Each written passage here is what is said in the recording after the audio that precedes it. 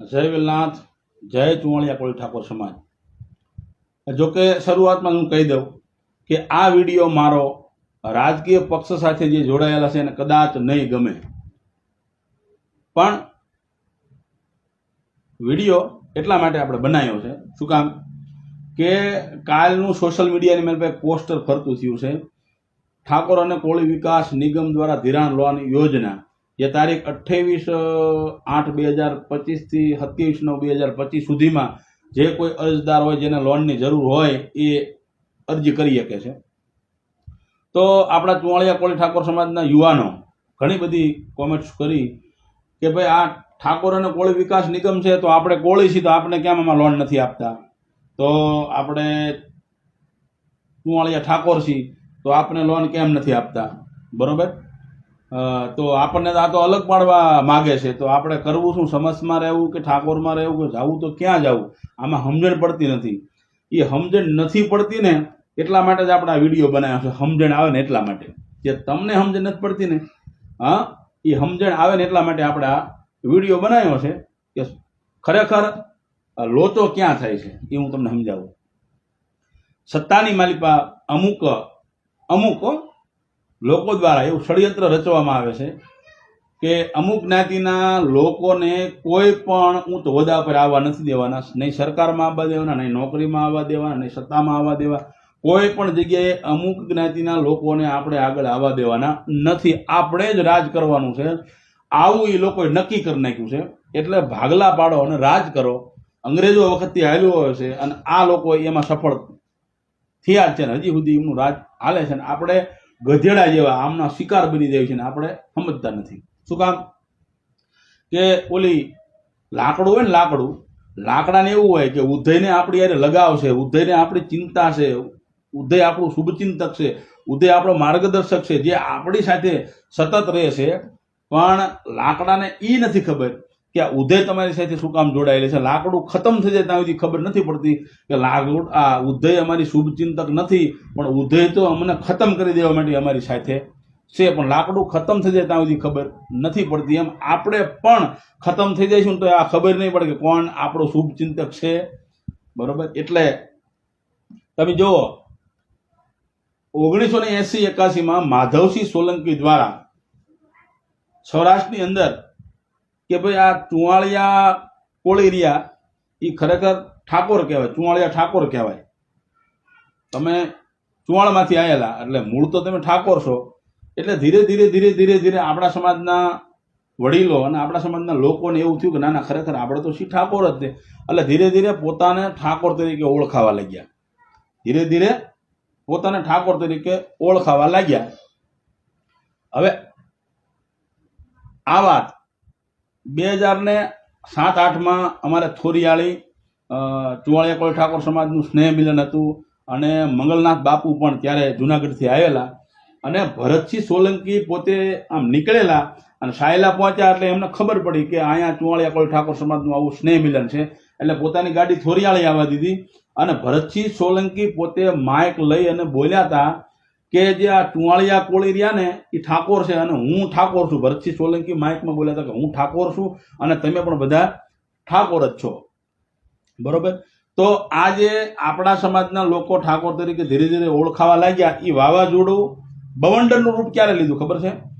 રાજકોટની અંદર દેવાંગભાઈ કુકાવા દ્વારા ઠાકોર સેનાની એક સ્થાપના કરવામાં આવી અને એને જો વેગ કોઈ આપ્યો હોય તો એ અલ્પેશભાઈ ઠાકોરે આપ્યો અને આ વાવાઝોડામાંથી મોટું બવંડર બન્યું અને એ બવંડર એવડું મોટું બન્યું કે સૌરાષ્ટ્રમાં અને ગુજરાતની માલિપાથી ઠાકોર સમાજના યુવાનો એટલા બધા જોડાણા અને એટલા બધા આ બવંડરની માલિપા જોડાણા। આ બવંડર એવડું મોટું રૂપ ધારણ કર્યું ને પછી સત્તામાં બેઠેલા લોકોને એવું નક્કી થઈ ગયું કે જો આ બવંડરને દાબવામાં નહીં આવે ને આ બવંડર કાયમ આમ ચાલુ રહેશે ને તો આપણે આ ખુરશીમાંથી બેઠા છીએ ને આપણને પણ ઉડાડી મૂકશે આ બવંડર, તો કે આના દાબવા માટે શું કરવું?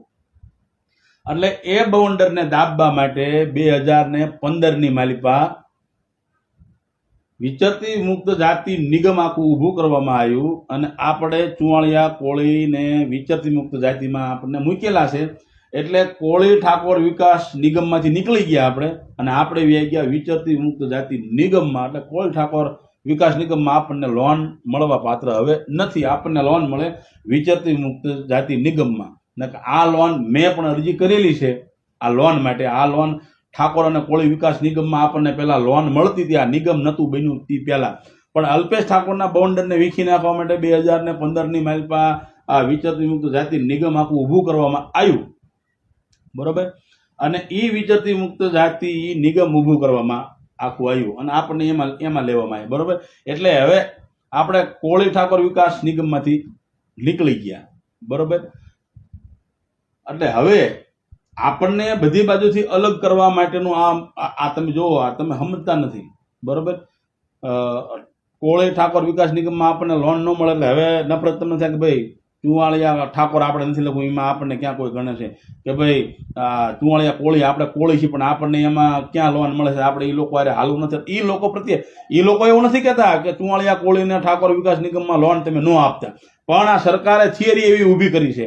અને આપણા મનમાં જ્યારે એવું ઊભું થાય કે આ તળપદા કોળી રહ્યા અને ઠાકોર રહ્યા આપણને આમાં લોન આપવા દેતા નથી, આ એમનું નથી, આ સરકારનું બનાવેલું છે.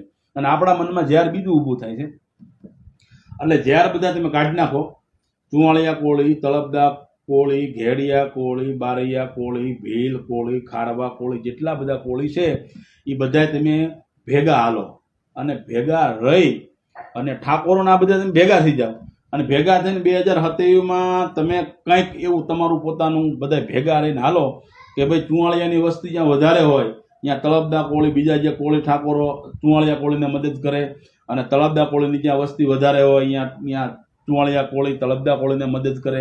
એમ તમારા અમારા બધા ભેગા થઈ અને કંઈક નિર્ણય કરો તો આપણી આવનારી પેઢીઓને સુખ મળશે. અને આપણે ગધેડાની જેમ ઢહડા જ કરવાના છે અને આપણા છોકરાને ઢહડા કરવાના. જ્યાં સુધી આ લોકો ની આપણે એમની જે માસ્ટરી છે એ આપણે જાણવામાં નહીં આવે અને જો અંદરો અંદર આવી રીતે ઝેર ઊભા કરી અને નોખા પડી જઈશું તો આપણે કાયમ ઢહડા જ કરવાના છે. અને જે લોકો સમજે છે ને એને સંગઠન દ્વારા અને સરકાર દ્વારા અમુક હોદ્દા આપી દેવામાં આવ્યા છે, એટલે એ લોકો તમને કહે છે નહીં, તમારા માટે અવાજ પણ નહીં ઉઠાવે. આ સત્ય સનાતન છે, અનુભવ કરેલાની વાત છે, બરોબર.